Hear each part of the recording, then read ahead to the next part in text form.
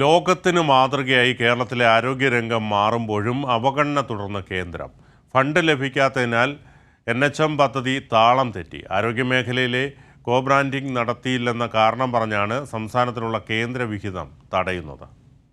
NHM പദ്ധതി ചിലവിൽ 60% കേന്ദ്രവും 40% സംസ്ഥാനവുമാണ് വഹിക്കുന്നത്.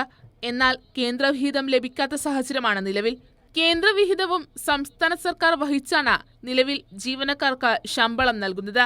278.4 കോടി രൂപയാണ് സംസ്ഥാനത്തിന് ലഭിക്കാനുള്ളത്. എന്നാൽ കോബ്രാൻഡിംഗ് നടത്തിയില്ലെന്ന് പറഞ്ഞാണ് കേന്ദ്രം തുക തഴയുന്നത്. 99% കോബ്രാൻഡിംഗും അംഗീകരിച്ചിട്ടും കേന്ദ്രം ഫണ്ട് നൽകാത്തത് ദൗർഭാഗ്യകരമാണെന്ന് മന്ത്രി വീണ ജോർജ് പ്രതികരിച്ചു. 99% അവർ ആദ്യം പറഞ്ഞ ലോഗോ എല്ലാം നമ്മൾ അംഗീകരിച്ചു.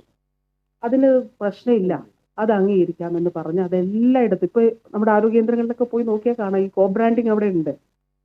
അതും ശേഷം അത് 99% അപ്ലോഡ് ചെയ്ത് അതിന് ശേഷം അംഗീകരിച്ചതിന് ശേഷം വീണ്ടും കഴിഞ്ഞ മാസം ഡിസംബറിൽ വന്ന കത്താണ് ആയുഷ്മാൻ ആരോഗ്യ മന്ത്രി എന്ന് പേരിടണം. ആയുഷ്മാൻ ആരോഗ്യ മന്ത്രിന്ന് നമുക്ക് പേരിടാനായിട്ട് കഴിയില്ല. അവര് പറഞ്ഞ കോബ്രാൻഡിംഗ് എല്ലാം നമ്മൾ അംഗീകരിച്ചിട്ടുണ്ട്. സർക്കാർ ആശുപത്രികളിൽ മരുന്നില്ല എന്നുള്ള പ്രചരണം അടിസ്ഥാനരഹിതമാണെന്നും ഈ സാമ്പത്തിക വർഷം 627 കോടി രൂപയുടെ മരുന്നുകൾ ഇതുവരെ വാങ്ങിയതായും സർക്കാർ ആശുപത്രികളിൽ മരുന്നുകൾ സ്റ്റോക്കുണ്ടെന്നും ആരോഗ്യമന്ത്രി വ്യക്തമാക്കി. സംസ്ഥാനത്തെ ആയുഷ് ആരോഗ്യ കേന്ദ്രങ്ങൾക്ക് NAVH അംഗീകാരം ലഭിച്ചതായും മന്ത്രി വാർത്താസമ്മേളനത്തിൽ അറിയിച്ചു. കൈരളി ന്യൂസ്, തിരുവനന്തപുരം.